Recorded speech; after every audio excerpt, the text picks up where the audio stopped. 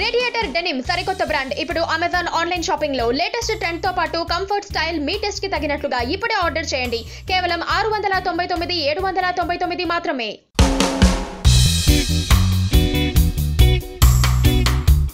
శేఖర్ కమ్ముల ఈ పేరు తెలియని సినీ అభిమాని ఉండరు. తన తెలుగుతనంతో సినీ ప్రేక్షకుల్ని కట్టిపడేశాడు శేఖర్ కమ్ముల.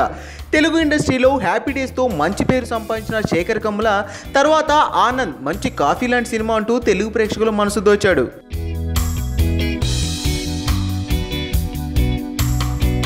ఆ తర్వాత సుమన్తో గోదావరి చిత్రంలో మరో మంచి విజయం సాధించాడు. శేఖర్ కమ్ముల అద్భుతమైన లవ్ స్టోరీస్తో ఇండస్ట్రీలో మంచి పేరు సంపాదించాడు.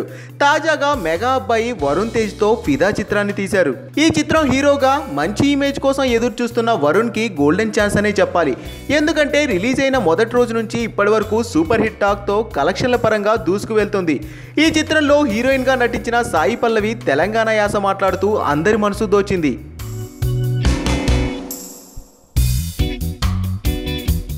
తెలుగు రాష్ట్రాల్లోనే కాకుండా ఓవర్సీస్లో కూడా మంచి కలెక్షన్లో దూసుకుపోతున్న ఈ చిత్రాన్ని తెలంగాణ ముఖ్యమంత్రి కేసీఆర్ తిలకించారు.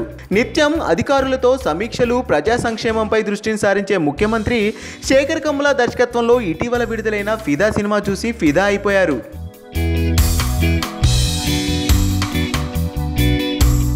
తెలంగాణ సీఎంగా ఆయన పదవీ బాధ్యతలు స్వీకరించినప్పటి నుంచి ఎన్నో సంక్షేమ కార్యక్రమాలు అమలు పరుస్తున్న విషయం తెలిసిందే.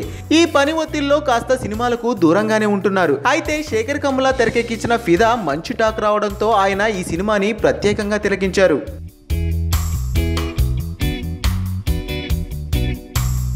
ఈ విషయాన్ని వంశీ కాక తన ట్విట్టర్ ఖాతాలో వెల్లడించారు. అంతేకాదు సినిమా చాలా అద్భుతంగా ఉందని చిత్ర యూనిట్ని కేసీఆర్ అభినందించారని ఆయన ట్విట్టర్లో వెల్లడించారు.